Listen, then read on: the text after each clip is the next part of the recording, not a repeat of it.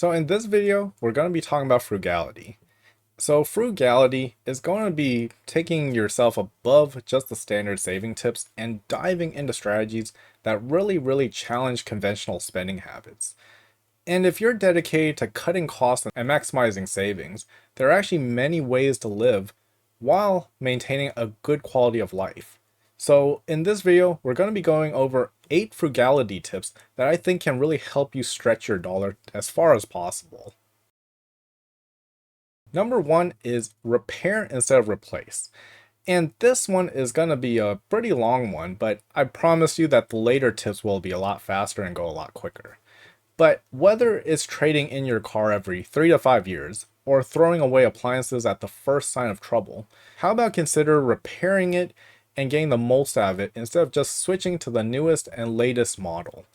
Because if you repair it instead of replacing it, it could actually yield you some pretty significant savings. And let me give you a few examples. So I've seen cases where people throw away $3,000 treadmills because their dog chewed through their electric cord or their power cord.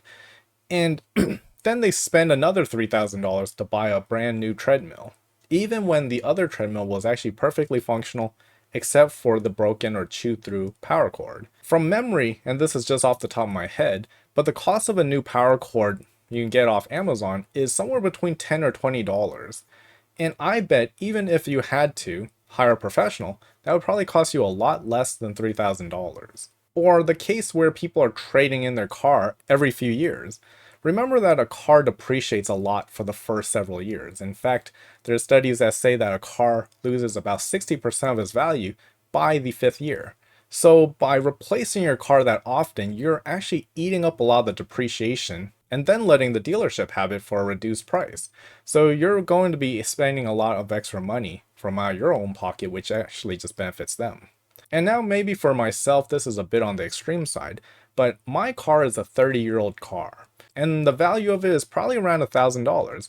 It's eaten up most of the depreciation, so I can't really go much further. And I've owned this car for almost 20 years now. I've worked on the engine, I've worked on the transmission, the power steering system, and plenty parts of the vehicle. For my specific situation, I live in a place with a lot of less than law-abiding drivers and a ton of drivers that just don't even have car insurance. So for me, I've decided that it's not worth it when the chances of damages to my car is higher than if I had lived in another neighborhood. And outside of cars, maybe let's talk about your personal computer. I actually worked as a computer technician back when I was in my teenage years, so around 13 or 14. So I managed to pick up some basic repair skills. And a lot of the computers I've owned in my life would usually have issues around their 5th year. Or maybe you've gotten an unfortunate virus that made you want to toss it away because it just completely locked up your computer. But with some basic repair skill and understanding of how to reformat the computer, usually I managed to stretch each computer I've owned up to 10 years of life. And even things like learning how to sharpen your own knife with a whetstone or a grindstone, or maybe some of your own saw blades for your tools, or repairing or servicing your equipment or any tools that you own. Some repairs are actually really simple. For many people, the solution could just be minutes away via a Google article or maybe a YouTube video. And even if, in some cases, considering hiring a professional could yield significant savings. So for this first tip, I would definitely consider repairing or refurbishing or whatever it is whenever you can instead of replacing. Number 2 is about meal planning and buying in bulk. So you never want to buy more than you can use because that's just a waste and maybe you're just attracted to the deals. But the main goal here is buy in bulk for the considerable savings and then pair it with planning out your meals appropriately. For example, I've had friends who never ever plan out what they want to purchase, so they end up making repeated trips to the grocery store, or for small items, they might just order off DoorDash or whatever delivery service that you have in your neighborhood. Now, I'm going to say that the cost in time and money from either having to make additional and unnecessary trips to the grocery store or order via a delivery app can really add up, especially if you're doing that for years on end. So this tip, if you're properly meal planning and then buying in bulk based off your plans, you can minimize the amount of times that you go to the grocery store, probably eliminate using a delivery service and ultimately save yourself a lot more money. Number 3 is consider living without a car. Now, I don't want to be a hypocrite because, as I mentioned, I do own a car. I bought that when I was 16 and I've owned it for a long time. I had bought it almost 20 years ago for $3,500, so most of the depreciation is gone at this point. But the cost of owning the car also includes insurance, maintenance, gas, and registration fees, which can also add up. So even if you're not trading in your car every few years, it can still be quite expensive. If you can, opting to live without a car can actually save you an enormous amount of money. Instead, you can walk, you can bike, maybe get a scooter or a skateboard, use public transportation, or maybe ask a friend for a ride. And if you live in a city or a well-connected suburb, this could actually be one of the most impactful ways to save money. And it's totally doable. I have a good deal of friends who do not own their own vehicles and mostly rely on either walking, public transit, or just bumming off their friends for a ride.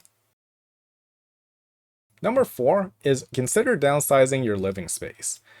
Housing is often one of the biggest monthly expenses for most people, so downsizing your home can actually be a game changer in saving money. Whether you move to a smaller apartment, maybe a tiny house, or even consider shared housing options, for example, having a roommate, having multiple roommates, if it's one of your options moving back home and just bumming off your parents, if you can find a way to lower your rent or even your mortgage, that can actually free up a huge chunk of your budget. Alternatively, you can also consider some house hacks, such as renting out extra rooms in your house to offset the cost of mortgage or rent, but definitely make sure that you're up to date with rental laws, because if you aren't and you make a mistake, that can actually really bite you in the butt. And even consider that some people embrace RV living or living in their van, which can actually dramatically reduce expenses, especially for those who love to travel. Number 5 is grow your own food. I actually started getting into gardening a few years ago. I primarily like to grow herbs, leafy greens, hot chili peppers, things of that nature. I also grow some root crops such as potatoes. I also have lemon trees and orange trees. But growing your own fruits and vegetables and herbs can actually cut your grocery bill significantly. Even if you live in an apartment and you don't have your own backyard, you can still grow herbs or small vegetables in pots or windowsills. Have you guys ever seen those videos where you can regrow store-bought green onions? Because it really works. If you just take the ends with the root and put it in the soil, it's gonna keep growing. So you can probably do that at least several times, if not more. Now, the other point is that homegrown food is usually healthier because you have more control over it. You definitely know it's fresher and it's far cheaper than buying your own organic produce from the store. So consider sourcing seeds from friends who grow their own food, or just asking locals around you for cuttings to propagate into your own. Number 6 is to buy used. This is actually a somewhat known strategy that I see with people that are just starting a new hobby or getting into something that requires a significant upfront cost. So we all know about buying used cars, but let's take woodworking for example. A lot of people I've noticed mention they just don't have enough budget to buy a brand new saw, brand new drill press, brand new planer, whatever the tools are. There's actually quite a good amount of them, and a lot of people you have to dedicate a pretty large number of space to all those tools if you're into woodworking. But something you can consider is actually buying older model tools that are used, because they still serve the primary function. For example, a table saw, your main goal is to be able to cut into wood in a straight manner. And you can do that with an older table saw too, as long as it's in good condition. Now, for some places that you can find these used tools, you can check out eBay, go to maybe Facebook Marketplace. Craigslist is actually one that I really like. In fact, I got a lot of the bigger woodworking tools, such as the table saw or planers and such. I got those for free off Craigslist. But you also have the option of thrift stores if you have some in your areas. And that way you can find secondhand goods at a fraction of the cost of new items. So this practice not only saves you money, but also encourages recycling and reduces waste. Number 7 is consider cutting out cable and paid streaming services.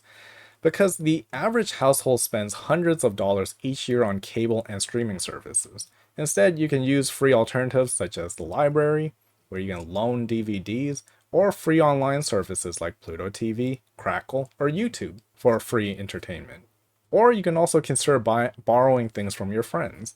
Now, back to the thing about libraries. A lot of libraries also offer free digital services, so you can borrow ebooks, audiobooks, or even movies through apps like Overdrive. So, for example, when I was studying for the GMAT for my MBA to get into business school, I could either buy the Manhattan Study Guides, which were the gold standard at the time, for either almost $200, or I could just borrow it for free from the library. So I chose to borrow from the library. That was a $200 savings on items that eventually after 3 months or so I wouldn't need ever again. So definitely consider using some of these free options, because instead of paying for everything, you can also enjoy things for free.